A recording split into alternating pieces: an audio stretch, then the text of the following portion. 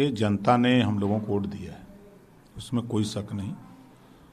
Bharatiya Janata party की सरकार ने सरकारी मशीनरी का दुरुपयोग किया है और उसका खामियाजा हम लोगों को भुगतना पड़ा है।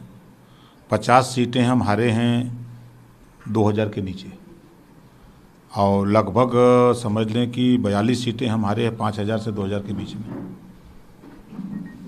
तो कहीं न कहीं अब जैसे अगर सिरातों की बात करें तो 4-4, 5-5 बार गिनती, जब रिजल्ट चक्रवार हो रहा है तो फिर गिनती कराने की क्या ज़रूरत। जौनपुर में गिनती कराने की क्या ज़रूरत, हर ज़िले में। गाजीपुर में गिनती शुरू हुई, फिर वहाँ के लोकल बॉडी ने प्रयास किया तो गिनती फिर हुआ।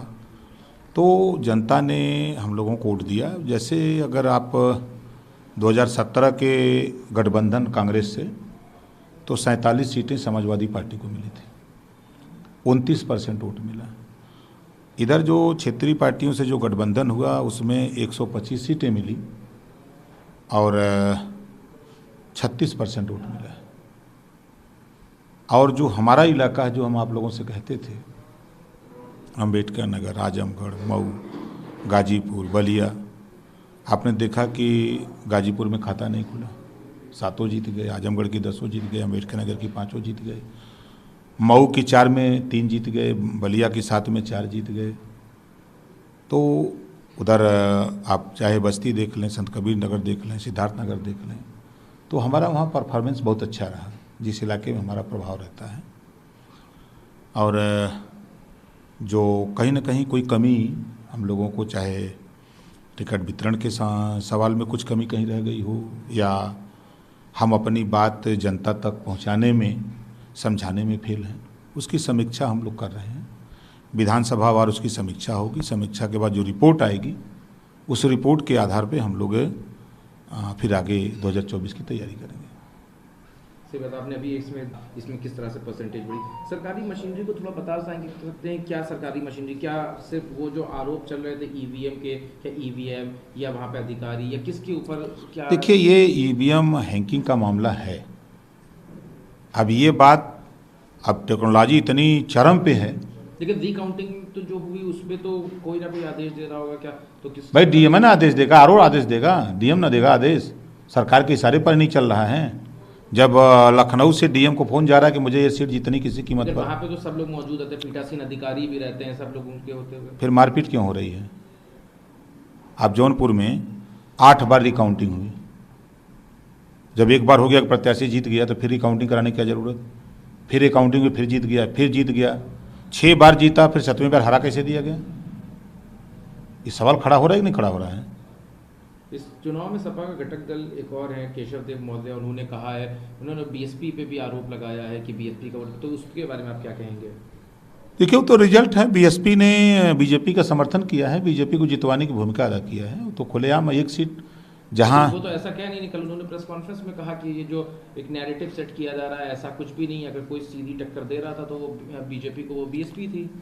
एक सीट बता दीजिए जहां टक्कर दे रही हो, एक सीट कहीं बता दीजिए। मतलब कहना ये चाहते हैं कि उन्होंने जो लोग वहाँ पे लगाए, जो प्रत्याशी थे वो सिर्फ समाजवादी की काट और आपके गठबंधन के काट की थे। 95% सीटों पर बहुजन समाज पार्टी लड़ाई में ही नहीं थी। 95% सीटों पर बहुजन समाज पार्टी 2 साल पहले जब उनके भाई आनंद प्रकाश को सीबीआई ने पकड़ा, जब वहाँ दबिश दी, उसी समय बहुजन समाज पार्टी के नेता ने सिलेंडर बोल दिया कि हम आपकी मदद करेंगे। उसका रिजल्ट आपको मिला कि जो 4 बार सत्ता में पार्टी हो और 1 सीट जीते, कहीं लड़ाई में नहीं दिखी। किस तरह से मदद करी, ये जो कह रहे हैं? अब जैसे कि उनके एक सीट की बात कर लीजिए। अब जैसे बलिया, उनका पोलिंग वोट 25,000 है और 25,000 में उनकी पार्टी वोट पा रही है 10,000। क्या साबित हो? कहाँ गया 15,000 वोट? और आ जाइए रसड़ा, वहीं बलिया की बात करें। बीजेपी से कह करके बहुजन समाज पार्टी ने कैंडिडेट ले गए और बहुजन समाज पार्टी के लोगों ने बसपा को जितवाया, जो सीट जीती है सिंगल। पता कर लीजिएगा। हमको हराने के लिए दिल्ली से अमित शाह जी के यहाँ से तय होता है कि राज्यभर जो बसपा से लड़ रहा है उसको मुसलमान वोट नहीं देगा, दिल्ली से तय होता है।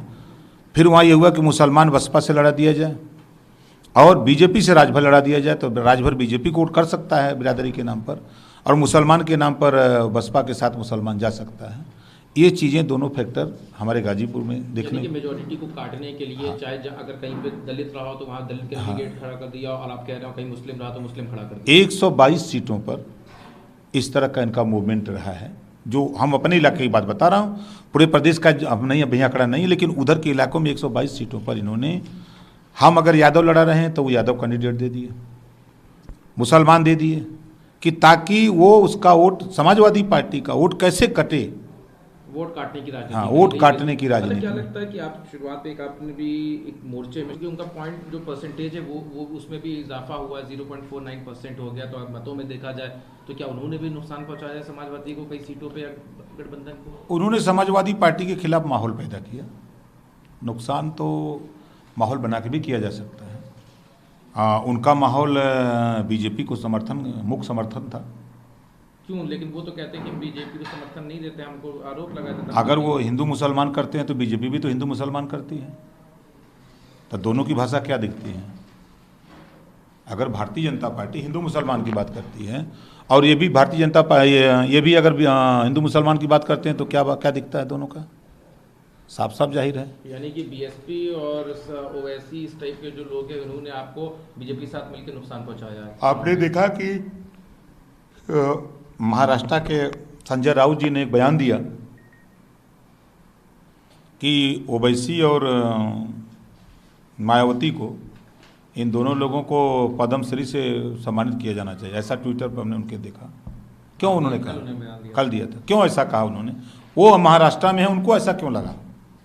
तो कहीं ना कहीं ये बातें हैं, तब ना उन्होंने कहा। ये चीज़ें हैं।